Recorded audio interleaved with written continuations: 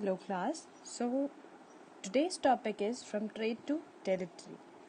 So in this chapter we are going to study about how the trading companies came to India and occupied the whole territory. पहले basically क्या है कि जो trading companies India में आई कैसे उन्होंने हम पर रूल करना स्टार्ट कर दिया. सो इस चैप्टर में हम ये देखेंगे दैट कुछ जो ट्रेड करने वाली कंपनी आई उन्होंने कैसे टेरिटरी पर कब्जा किया और then they started to rule over it. तो जब ट्रेडिंग कंपनी आई तो उस वक्त हमारा जो मुगल एम्पायर था वो औरंगजेब के अंदर था और औरंगजेब के अंदर the Mughal empire was the vast and the strongest. But क्या होता है, मुगल एम्पायर औरंगजेब की डेथ हो जाती है. डेथ के बाद कोई भी स्ट्रॉन्ग सक्सेसर नहीं आता औरंगजेब जैसा. और during the reign of Aurangzeb होता क्या है, औरंगजेब हमेशा एक्सपेंडिचर अपने जो टेरिटरी है उसको बढ़ा एक्सपैंड करने में लगे रहते थे. He was always on the war. तो ट्रेड वो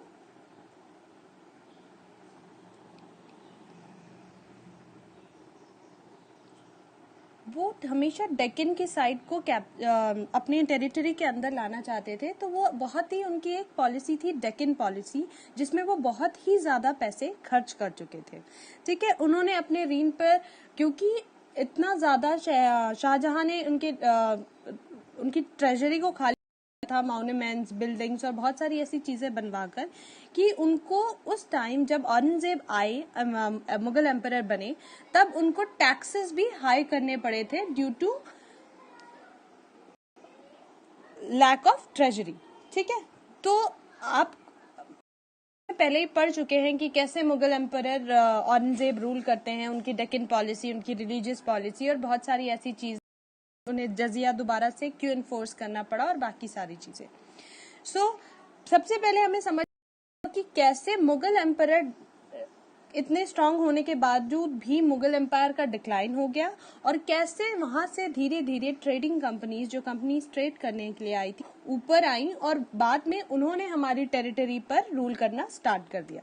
सबसे पहला जो चैप्टर का एक क्वेश्चन बनेगा कि what were the main reasons for the decline of Mughal empire. जो सबसे पहला है, Mughal empire was strong enough but सिर्फ औरंगजेब तक. औरंगजेब की डेथ हो जाती है. सेकेंड रीजन है वीक सक्सेसर ऑफ औरंगजेब. जो भी औरंगजेब के सक्सेसर होते हैं वो बहुत ही वीक आते हैं, किसी में भी इतनी एबिलिटी नहीं होती है कि वो मुगल एम्पायर को साथ में बांध कर रखे. तो जब औरंगजेब की डेथ हो जाती है उसके बाद क्या होता है, जो मुगल एम्पायर के छोटे छोटे हिस्से हैं, for example let's say Bengal, जो बंगाल है वो प्रेजेंट बिहार, उड़ीसा, बंगाल को मिलाकर उस टाइम का बंगाल था.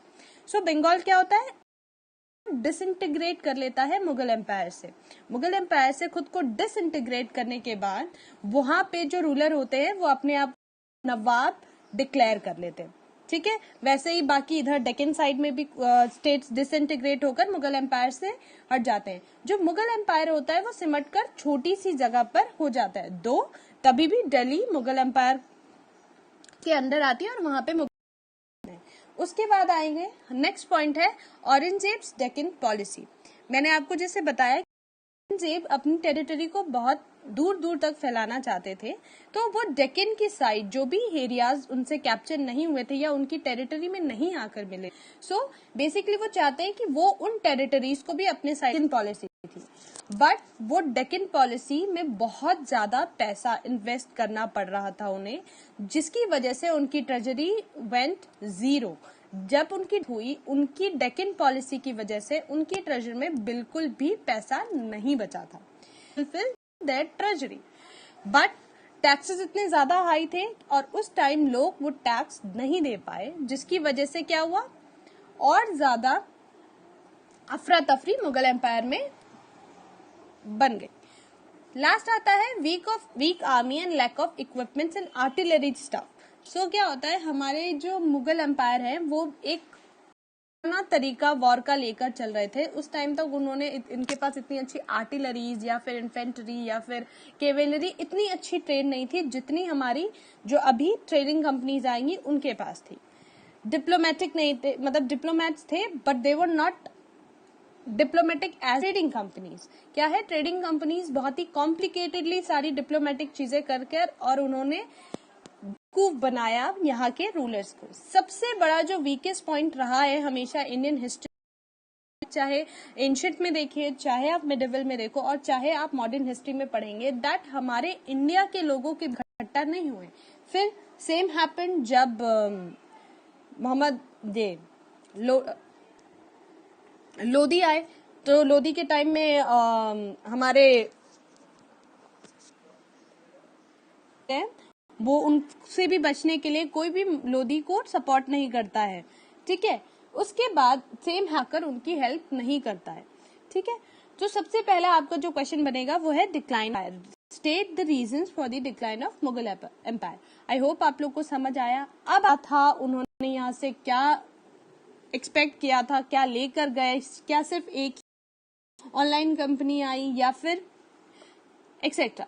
सो बेसिकली सबसे पहले वास्को, वो एक पोर्टुगीज सेलर होते हैं जो कि उन्होंने sea route to India discover in 1498।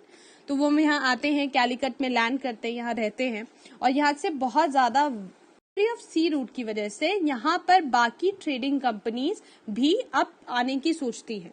But क्या मॉडर्न हिस्ट्री में भी देख रहे हैं कि जो सेंट्रल एशिया है या बाकी यूरोप से है, हर जगह से लोग इंडिया आना चाहते थे for trade.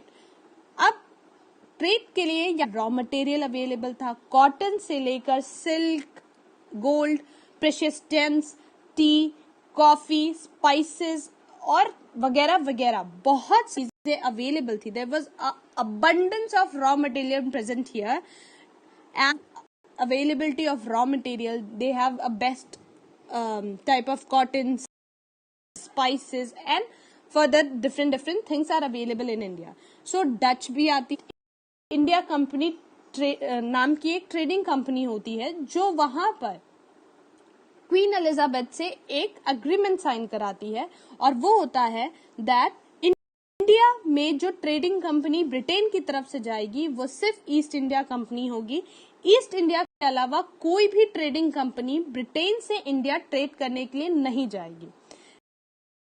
So queen Elizabeth उसे साइन करती है। अब इंडिया में आ गए, अब ये सारी कंपनीज यहीं अपने अपने तरीके से और मैक्सिमम प्रॉफिट ले जाने की इंडिया से कोशिश करती हैं।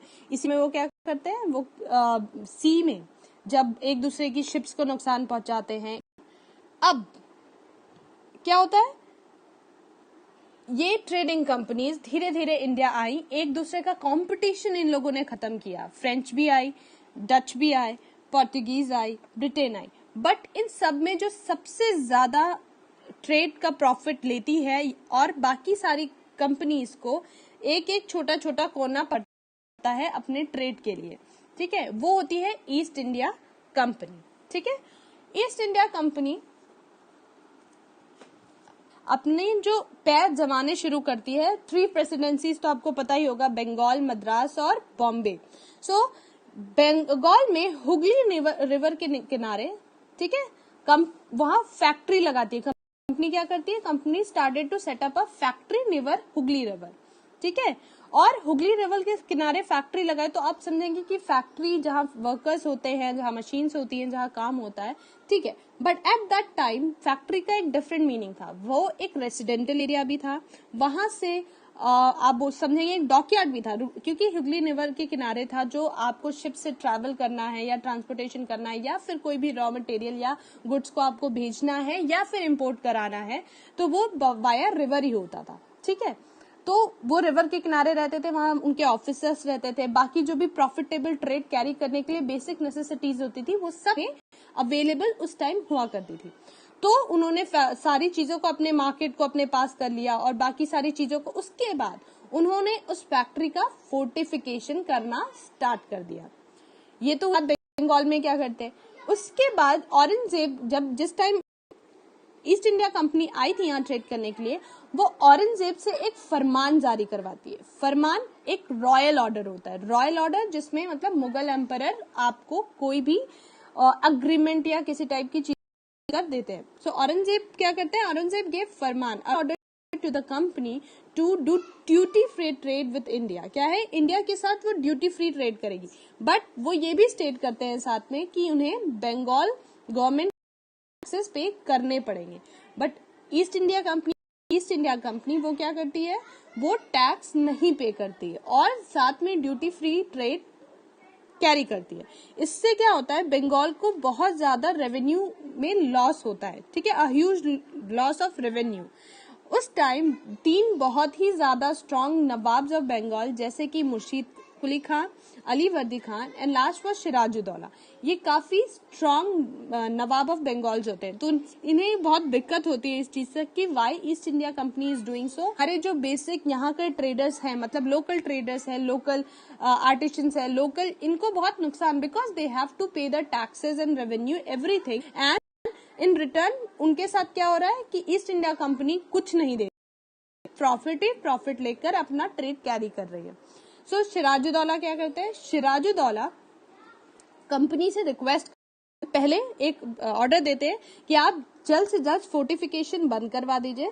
फोर्टिफिकेशन बंद करवाने के बाद आप क्या करेंगे, आप क्या कहते हैं कि टैक्सेस देना स्टार्ट कर दीजिए। तो ईस्ट इंडिया कंपनी क्या करती है, टैक्स देंगे, ठीक है। इस चक्कर में सिराजुद्दौला अपनी फोर्स आते हैं और फोर्टिफिकेशन होता है जहां पर, वहां पर अटैक कर देते हैं। जब ये बात रॉबर्ट क्लाइव, जो कि मद्रास में उस वक्त बैठे होते हैं, रॉबर्ट क्लाइव को पता चलती है, तो रॉबर्ट क्लाइव आते हैं वापस। बट रॉबर्ट क्लाइव ये देखते हैं कि सिराजुद्दौला जो है वो बहुत ही इंटेलिजेंट आदमी है और उन्हें सिर्फ टेक्निक के साथ हराया जा सकता है, ऐसे he is a very good ruler और नवाब ऑफ बंगाल, ठीक है।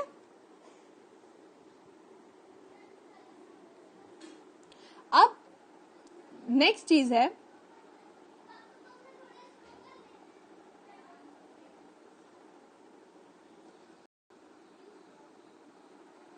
अब आते हैं बैटल ऑफ प्लासी में। बैटल ऑफ प्लासी क्या है और क्यों हुई।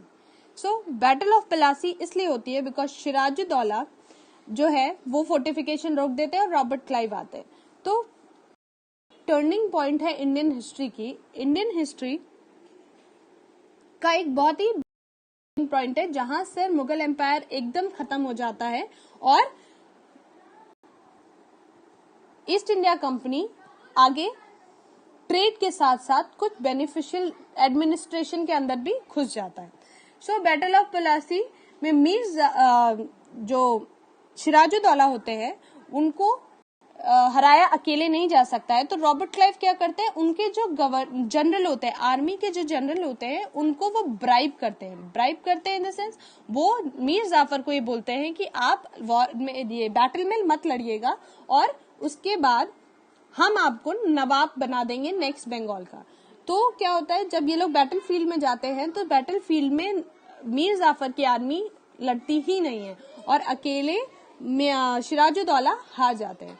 जब सिराजुद्दौला हार जाते हैं वो हार जाते हैं, उसके बाद उन्हें निकाल दिया जाता है और फिर नेक्स्ट जो नवाब बनते हैं वो नवाब बनते हैं मीर जाफर, ठीक है।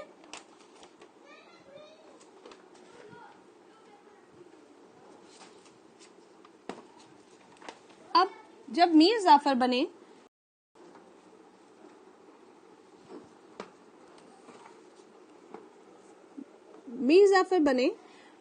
हमारे नेक्स्ट नवाब, अब वो एक महज एक पपेट नवाब थे। Puppet Nawab in the sense कि कंपनी रूल कर रही थी बट नेम किसका था, नवाब का था, ठीक है। तो सबसे पहला चेंज होता है, अब कंपनी के बहुत सारे प्रॉफिट आ जाते हैं। पहला क्या होता है, company was allowed to mint coins. पहले के जमाने में होता था, जब आप किसी भी टेरिटरी पे आपका कब्जा हो जाता था, आप अपने कॉइन्स इश्यू करवा सकते थे। वो राइट मिल जाता है किसको, कंपनी को। फिर Nawab was asked to send tributes to the company. कुछ सालाना ट्रिब्यूट सेट करती है कंपनी कि इतने पैसे नवाब को मुझे देने हैं। उसके बाद बंगाल से ये बोलती है कि अब जब भी कोई भी वॉर, कोई भी ट्रीटी, किसी भी तरीके के आप रिलेशंस बिल्ड नहीं कर सकते अपने नेबर से बिना हमारी परमिशन के। उसके बाद क्या करती है, एक बहुत ह्यूज अमाउंट लेती है क्या, एज अ वॉर कंपनसेशन।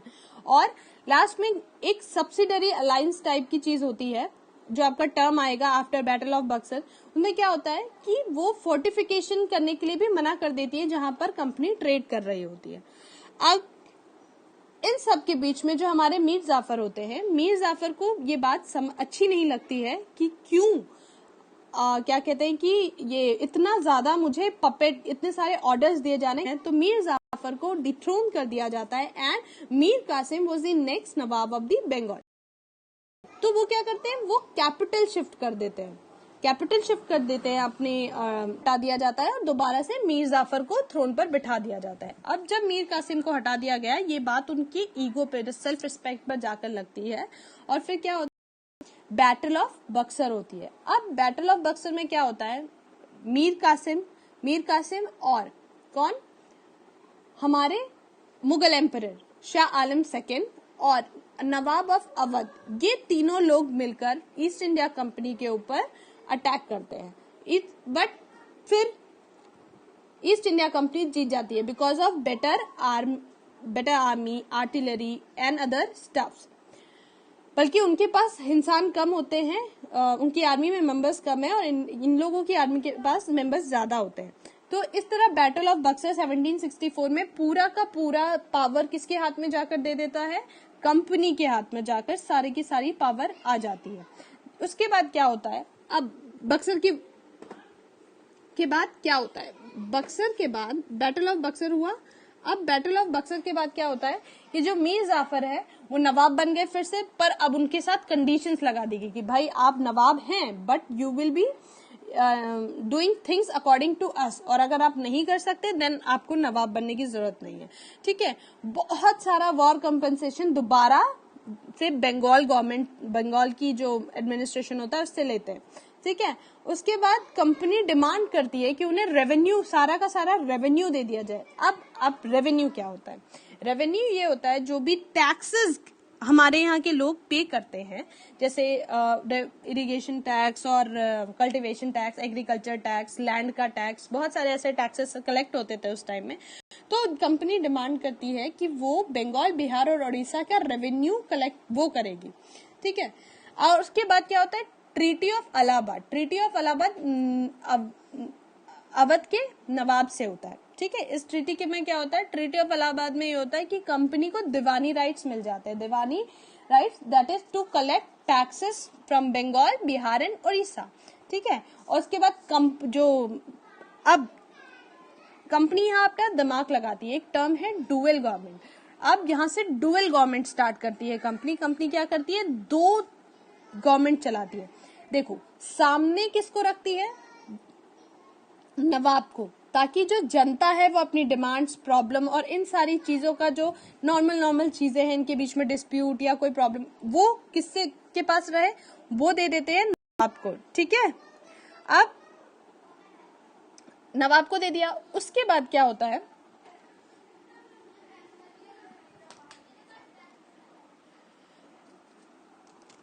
अपने क्या करते हैं, सारा जो भी टैक्स होता है या फिर आर्मी है, ये सारी चीजें अपने कंट्रोल में रख लेती है। ठीक है, तो जो पब्लिक है वो तो सिर्फ अपने किंग को रिस्पॉन्सिबल मानेगी ना, कि हम जो है वो अपनी प्रॉब्लम्स या हमारे लिए जो हमारा, फॉर एग्जाम्पल आप यहाँ से समझिए कि right now the situation in India is very critical, हमारे यहाँ कोरोना की प्रॉब्लम है। बट क्या होगा, हम कोई भी प्रॉब्लम होगी तो हम किसी और को रिस्पॉन्सिबल नहीं, हमारी जो रनिंग गवर्नमेंट है इस समय उसको हर चीज के लिए रिस्पॉन्सिबल ठहराएंगे। अगर हमें कोई चीज ऑन टाइम नहीं मिलती है तो हम किसको रिस्पॉन्सिबल ठहराएंगे, गवर्नमेंट को, क्योंकि it is duty of our government to take care of their public. ठीक है, तो इसी तरह वो होता है कि जब जो किंग है, king was responsible for its public and everything related to their public. But company क्या करती है, वो नवाब को सामने रखती है ताकि, और खुद पीछे से रूल करती है। होता सब कुछ कंपनी की मर्जी से है, इज जस्ट दैट सामने वो किसको रखती है, नवाब को। सो इस तरह क्या होता है कि नवाब जो है और कंपनी मिलकर रूल करते हैं और इस टर्म को कहा गया है डबल गवर्नमेंट। अब एक टर्म है सब्सिडियरी अलायंस। सब्सिडियरी अलायंस क्या है? सब्सिडियरी अलायंस में कंपनी फोर्स करती है किंग्स को, नवाब्स को, कि आप मुझे अपना वो मान लो, किंग इन द सेंस मैं आपसे ऊपर हूं और आप अपनी आर्मी, अपना सारा एडमिनिस्ट्रेशन मेरे हाथ में दे दो, रूल आप करोगे बट उसमें मर्जी मेरी होगी। आप किसी से बिना पूछे ट्रीटी नहीं कर सकते, किसी भी तरीके के आप वॉर उनके ऊपर डिक्लेयर नहीं कर सकते बिना कंपनी से पूछे। बिना कंपनी को की आर्मी खुद की रहेगी, लेकिन उसका मेंटेनेंस किसको देना पड़ेगा? उसका मेंटेनेंस देना पड़ेगा नवाब को। ठीक है, मतलब दोनों तरफ से कंपनी प्रॉफिट ले रही थी, ट्रेड में तो ले ही रही थी, ना उन्हें टैक्स देना है ना उन्हें कुछ करना है, और बेसिक एम जो कंपनी का था वो था ट्रेड करना, सिर्फ और सिर्फ ट्रेड करना। सो वो वहां से प्रॉफिट तो ले ही रही थी स्टार्ट, और उसके साथ साथ अब यहां से इंडिया का पैसा, इन द सेंस बंगाल में जितना भी अब लोग टैक्स दे रहे हैं, रेवेन्यू दे रहे हैं, दीवानी दे रहे हैं, जो भी आप कह लीजिए, वो सारे में भी बहुत बड़ा एक ह्यूज अमाउंट कौन ले रहा है? वो ले रही थी कंपनी। तो इससे क्या होता है, जो कंडीशन लोगों की होती है वो खराब होने लगती है। साथ में अब धीरे धीरे कंपनी क्या करती है? कंट्रोल करना स्टार्ट कर देती है सारी जगहों पर। ठीक है, और एक टर्म आया है आपकी एनसीईआरटी बुक में, नबूब्स। तो क्या होता है, जो रॉबर्ट क्लाइव होते हैं वो यहां से जब इंडिया से वापस जाते हैं तो वो एक बहुत huge amount of money India से लेकर जाते हैं, बहुत सारा पैसा इंडिया से लेकर जाते हैं। और क्या करते हैं, जब उनपे वहां पे कार्रवाई होती है कि इनके पास कितना पैसा कैसे आया और क्या हुआ, तब वहां पता चलता है। उसके बाद ह्यूमिलिएशन के बाद जो हमारे रॉबर्ट क्लाइव है वो सुसाइड कर लेते हैं, that's a different thing. But जो भी यहाँ पर प्रॉफिट, पैसा, गिफ्ट और जो भी ये एम्प्लॉयज ले रहे थे ईस्ट इंडिया कंपनी को, इन्होंने एक तरह से डिक्लेयर कर दिया गया नबूब्स। जैसे नवाब्स थे ना इंडिया के, with all the luxuries and everything around, वैसे ही जो भी ये इनके ईस्ट इंडिया कंपनी के मेंबर थे उनको नाम दिया गया नबूब्स का। सो यहां तक हुआ क्या कि धीरे धीरे कैसे कंपनी ने अपने पैर इंडिया में जमाए। ठीक है, इसके बाद अब हम नेक्स्ट टॉपिक जो है हमारा वो कि रूल कैसे एक्सपैंड करना स्टार्ट किया, वो नेक्स्ट क्लास में करेंगे। ठीक है, सो आज के लिए आप ये सिर्फ पढ़िए कि कैसे डिक्लाइन हुआ मुगल एम्पायर का, फिर कैसे उन्होंने ईस्ट इंडिया कंपनी ने बंगाल के ऊपर फोर्टिफिकेशन और बाकी सारी चीजें कैसे स्टार्ट की, फिर फर्स्ट बैटल ऑफ प्लासी हुई। फर्स्ट बैटल ऑफ प्लासी का क्या रोल रहा है, उसके बाद बैटल ऑफ प्लासी के बाद क्या चेंजेस आए, उसके बाद बैटल ऑफ प्लासी के चेंजेस के बाद दोबारा से कैसे बैटल ऑफ बक्सर हुआ, बक्सर के बाद क्या चेंजेस आए, और बक्सर के बाद कैसे कंपनी ने पूरी तरीके से कंट्रोल कर लिया बंगाल के ऊपर।